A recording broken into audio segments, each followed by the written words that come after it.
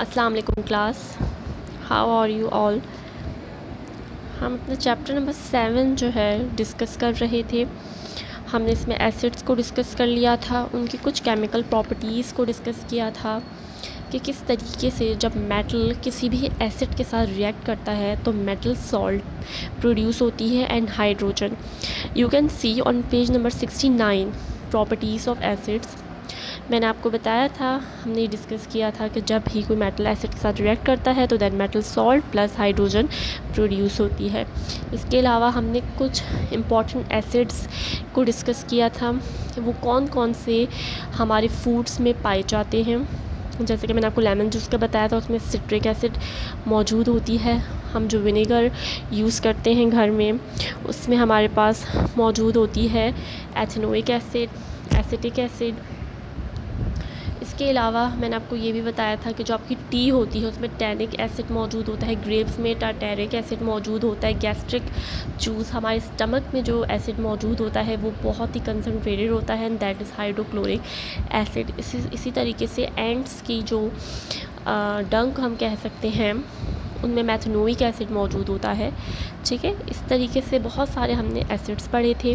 Then हमने पढ़ा था कि what are dilute acids and what are concentrated acids. वो एसिड्स जिनमें बहुत ज़्यादा पानी की मिकदार होती है और जो एसिड्स बहुत ज़्यादा ही अमाउंट में वाटर की में डिज़ोल्व हुए होते हैं हम उन्हें डाइल्यूट एसिड्स कहते हैं। और जो कि बहुत ही कम पानी की मिकदार में डिज़ोल्व हुए होते हैं एसिड्स, उन सॉल्यूशंस को हम उन एसिड्स को हम कंसनट्रेटेड एसिड कहते हैं। जहाँ पर एसिड बहुत ज़्यादा और पानी की कम मिकदार होगी वो कंसनट्रेटेड एसिड होता है, और जहाँ पानी की मिकदार बहुत ज़्यादा और एसिड की मिकदार कम तो वो डाइल्यूट एसिड कहलाते हैं। ठीक, इसके अलावा हम लोगों ने ये भी मैंने आपको बताया था और ये पढ़ा था कि स्ट्रॉन्ग एसिड्स कौन से हैं, वीक एसिड कौन से हैं। इसके अलावा जब एसिड किसी मेटल कार्बोनेट के साथ रिएक्ट करता है तब क्या प्रोड्यूस होता है, तब भी मेटल सॉल्ट्स प्रोड्यूस होते हैं और carbon dioxide and water produce होती है। ठीक है, 2 कंडीशंस थी। एक तो ये कि जिसमें मेटल एसिड्स के साथ जब रिएक्ट करते हैं तो मेटल सॉल्ट्स बनाते हैं, और इसके अलावा जब एसिड्स मेटल कार्बोनेट्स के साथ रिएक्ट करते हैं तब भी वो मेटल सॉल्ट बनाते हैं, but with the by products of hydrogen and carbon dioxide and water. While in the first reaction metal plus acid, metal salt plus hydrogen is formed. Okay, इसके अलावा हमने एसिड के यूजेस पढ़े थे। हमने ये पढ़ा था कि इंडिकेटर्स क्या होते हैं। मैंने आपको बताया था मखसूस किस्म के डाइज़ होते हैं, ऐसे कलर्स होते हैं, ऐसे पिगमेंट्स होते हैं जो कि एज एन इंडिकेटर बिहेव करते हैं। जब उन्हें हम एसिड्स में डिप करते हैं तो अपना कलर चेंज करते हैं, जब हम उन्हें बेस में डिप करते हैं तो अपना कलर चेंज करते हैं। तो indicators are the special type of dyes which behave like indicators. Okay, इसके अलावा हमने pH लेवल्स के बारे में पढ़ा था। I have told you that pH is a measure of H positive ion concentration, right. इसके अलावा हमने प्रोसेस न्यूट्रलाइजेशन को डिस्कस किया था, और मैंने आप लोगों को बताया था कि किस तरीके से जब pH 7 होता है तो जो हमारा सॉल्यूशन होता है वो उस वक्त न्यूट्रल होता है, राइट। तो आज हम इसको फर्दर डिस्कस करते हैं इस चैप्टर को on page number 73 on your books, properties of acids and base. सबसे पहले हम प्रॉपर्टीज़ ऑफ एसिड्स को डिस्कस करेंगे। मैंने आपको पहले भी बताया था कि जो एसिड्स होते हैं उनका टेस्ट खट्टा होता है, जैसे कि हम विनेगर जो जिसे सिरका कहते हैं और लेमन जूस यूज़ करते हैं तो ये दोनों ही खट्टे होते हैं, और इनका टेस्ट बहुत ज़्यादा आपको जब आप इन्हें फूड में यूज़ करते हैं तो ये खटास आपको महसूस कराते हैं। लेकिन जो लेबॉरेटरी एसिड्स होते हैं हम उनको टेस्ट नहीं कर सकते क्योंकि वो बहुत ज़्यादा कंसनट्रेटेड एसिड्स होते हैं और वो आपके लिए बेतहाशा हार्मफुल भी होते हैं। इसलिए हम कभी भी उन एसिड्स को, लेबॉरेटरी एसिड्स को टेस्ट नहीं करते। Like hydrochloric acid, sulphuric acid, these are very concentrated acids. Then another property of acids is they turns blue litmus paper red. मैंने आपको बताया था ब्लू लिटमस पेपर को जब भी कोई सॉल्यूशन रेड करता है तो इसका मतलब है that solution have something very very acidic in it, that's why the litmus paper have change its colour from blue to red. Next property is they contain hydrogen. मैंने पहले भी बताया था जो एसिड्स होते हैं उन सब में आपके पास हमेशा H पॉजिटिव पाया जाता है, ठीक है। पॉजिटिवली चार्ज हाइड्रोजन आयंस उसमें मौजूद होते हैं H पॉजिटिव। जिस तरीके से हाइड्रोक्लोरिक एसिड में H मौजूद है, सल्फ्यूरिक एसिड में H2SO4 में H2 मौजूद होते हैं।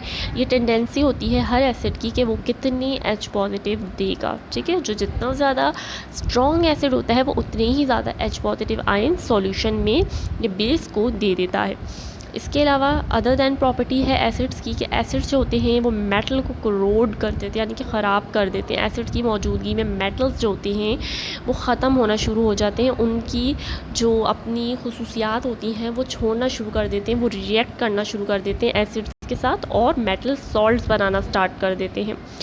इसके अलावा इनका जो pH होता है वो हमेशा 7 से कम होता है। मैंने आपको पहले भी ये बताया था जब हम pH को स्टडी कर रहे थे कि लेस देन 7 पर जो pH होता है इसका मतलब है कि जो सोल्यूशन है वो आपका एसिडिक है। अगर तो 6 और 5 और मे बी 4 तक रेंज है तो इसका मतलब है वो एक वीक एसिड है, and less than 4 like 3, 2, 1 that means it is very strong acid. Similarly हमने आपको बताया था बेस के लिए होता है, राइट।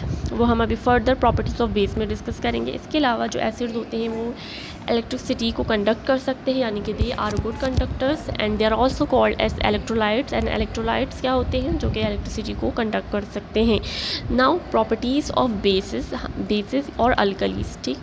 हम जितने भी घर में हमने देखा होगा सोप्स होते हैं और डिटर्जेंट्स होते हैं वो सब स्लिपरी फील देते हैं, और स्लिपरी फील देते हैं इसी वजह से वो सोपी होते हैं, और क्योंकि उनमें सब में बेस पाई जाती है और बहुत ज़्यादा वो डेंजरस होते हैं अगर हम उन्हें टच करें, जो लेबॉर्ट्री अल्कलीज होते हैं, राइट। इसके अलावा हम जितने भी वॉशिंग सोडा यूज़ करते हैं हमारे किचन में यूज़ होते हैं सोडा वगैरह, और सोडा से मुराद ये है कि वॉशिंग सोडा जो होते हैं पाउडर फॉर्म में। इसके अलावा आपने विम देखे होंगे, इन सब में बेस मौजूद होती है, इसी वजह से बहुत ज़्यादा स्लिपरी होते हैं और इस सब में बेसिस मौजूद होती हैं। इनकी सेकंड प्रॉपर्टी है that they turn litmus paper blue, red litmus paper को ब्लू कर देते हैं। इसके अलावा इनका pH जो होता है वो हमेशा ग्रेटर देन 7 होता है। If the pH is from 7 to 9 or 10 that means it is a weak base, and greater than 10 to 12 in range that means it is a very strong base. Other than they also conduct electricity, that means they are a good conductors and they are also electrolytes.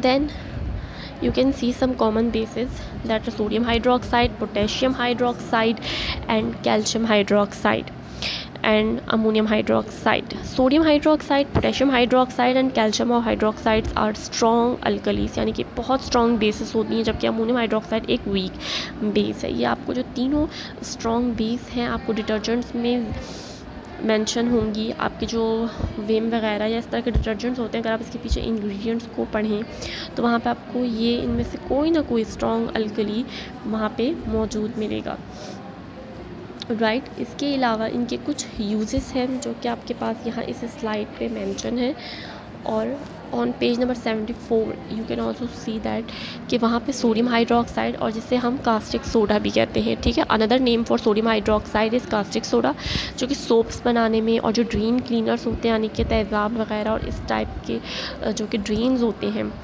उनको साफ़ करने में बहुत helpful होते हैं। Washing powders जितने भी होते हैं उनमें यूज़ होते हैं। इसके अलावा the second one is potassium hydroxide. तो पोटेशियम हाइड्रोक्साइड बहुत ज़्यादा पेंट्स में यूज़ होता है और वार्निश रिमूवर्स में यूज़ होता है, और इसके अलावा डाइंग क्लोथ्स, मैंने आपको बताया था कि जो क्लोथ्स को डाई करने के लिए पिगमेंट्स होते हैं, जो मटेरियल्स होते हैं वो कम्प्लीटली डिफरेंट होते हैं, और जो हमारे फूड डाइज होते हैं वो कम्प्लीटली डिफरेंट होते हैं। Potassium hydroxide mostly clothes dyes में यूज़ होते हैं। इसके अलावा अमोनियम सॉल्यूशन जो कि एक वीक बेस है, वो आपके जिस तरीके से स्लैब्स होते हैं और आपके किचन के बेसन्स होते हैं, ऑल दो उन सबको क्लीन करने के लिए जो क्लीनर्स यूज़ होते हैं, लिक्विड्स होते हैं, उन सब में अमोनिया सॉल्यूशन पाया जाता है। इसके अलावा अमोनिया सॉल्यूशन फर्टिलाइज़र्स को बनाने में यूज़ होता है। Then another one is calcium hydroxide. Calcium hydroxide जो होता है वो सॉइल की एसिडिटी को कम करने के लिए यूज़ होता है। मैंने आपको पहले भी बताया था कि सॉइल में बहुत ज़्यादा अगर जब एसिडिक हो जाती है तो उसे न्यूट्रलाइज़ करने के लिए, उसकी एसिडिटी को कम करने के लिए हम उसमें कैल्शियम हाइड्रोक्साइड यूज़ करते हैं, which is also a very strong base. Then again हमने न्यूट्रलाइजेशन प्रोसेस को उसमें डिस्कस किया गया है, उसको पढ़ रही हैं।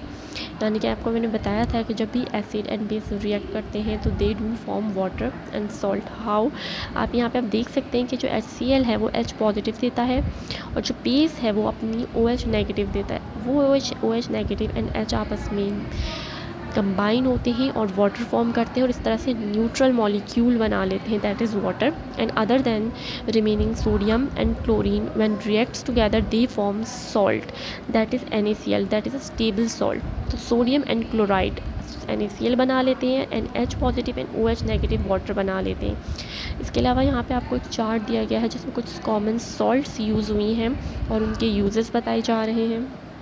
जैसे कि आप सोडियम क्लोराइड देख सकते हैं जो कि एक NaCl है इसका फॉर्मूला, और ये कौन सी बेस और एसिड से बनते हैं, sodium hydroxide and HCl।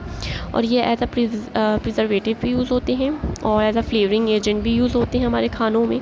Sodium bicarbonate, sodium hydroxide और बाइकार्बोनेट से मिलकर बनते हैं जो कि बेकिंग सोडा कहलाता है बाद में, और ये यूजेस होते हैं इसके अलावा कैल्शियम क्लोराइड है जो कि कैल्शियम हाइड्रोक्साइड और हाइड्रोक्लोरिक एसिड से मिलकर बनते हैं, जो कि एक ड्राइंग एजेंट होता है। जो कि मैंने आपको बताया था बहुत सारे ऐसे रिएक्शंस होते हैं जिसमें हमें मॉइस्चर की कोई नीड नहीं होती, जिसमें ऑक्सीजन काफ़ी इंटरफियरिंग होता है, दैट इज़ वाई हम उसमें कैल्शियम क्लोराइड यूज़ करते हैं for the purpose to absorb moisture. इसके अलावा पोटेशियम नाइट्रेट मौजूद है। पोटेशियम नाइट्रेट कौन सी एसिड एंड बेस से मिलके बनते हैं, potassium hydroxide plus nitric acid. Okay, this is KOH is potassium hydroxide and HNO3 is nitric acid. ये दोनों मिलके पोटेशियम नाइट्रेट बनाते हैं जो कि एक सॉल्ट है और ये फर्टिलाइज़र्स में यूज़ होती है।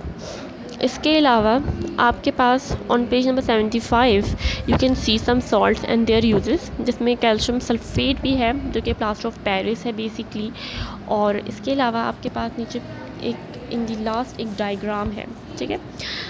हम सोडियम क्लोराइड को हासिल करने के लिए लेबॉर्ट्री में भी एक प्रोसेस यूज़ करते हैं जो कि मैंने आपको एसिड बेस का रिएक्शन बताया जो कि न्यूट्रलाइजेशन प्रोसेस है। इसके अलावा बहुत ही लार्ज क्वांटिटी में जो सी वाटर होता है उसको वेपोरेट करके, और या तो सॉइल जो आपकी सेकंड लेयर होती है, फर्स्ट लेयर होती है रॉक लेयर, सेकंड होती है इम्प्योर सोडियम क्लोराइड की लेयर, वहाँ से वाटर को ट्रांसफ़र करके और ग्राउंड में जो कि बहुत ज़्यादा सॉल्टी होती है उसके साथ रिएक्ट करवा के हम वाटर को हासिल करते हैं। जिस तरीके आप देख सकते हैं ऑन पेज नंबर 75 के दो जो ये ऊपर अपवर्ड डायरेक्शन में रेड एरोज हैं जो कि नीचे की तरफ डाउनवर्ड साइड पर दिखा रहे हैं कि पानी को अंदर भेजा जा रहा है, और जब पानी अंदर जाता है तो वो आपके जो सॉइल में मिनरल्स होते हैं, सॉल्ट होते हैं, सब मिक्सअप होता है एंड देन वो प्रेशर से ऊपर की तरफ वापस आता है। आप देख सकते हैं दोनों ट्यूब्स के दरमियान एक फर्दर ट्यूब है, एक पाइप है जिसके ज़रिए सोडियम क्लोराइड का जो वाटर के साथ सोल्यूशन बनता है वो प्रेशर के ज़रिए बाहर लाया जाता है और उसको वेपोरेट किया जाता है जब, तो उसमें से वाटर जो होता है वो वेपोरेट हो जाता है और सोडियम क्लोराइड हमारे पास रिमेनिंग रह जाता है। So the class for this chapter completed. अब आप मुझे इसमें बताएंगे कि अगर आपको इसमें कोई भी प्रॉब्लम है तो आप मुझसे पूछ सकते हैं इन ऑनलाइन क्लास ऑन जूम जो कि आपकी होगी अब, और इससे रिलेटेड क्वेश्चन आंसर्स हों, कोई भी क्यूरीज हो तो आप पूछ सकते हैं। नेक्स्ट क्लास में इंशाल्लाह हम इससे question answers and further exercises करेंगे। Thank you so much class.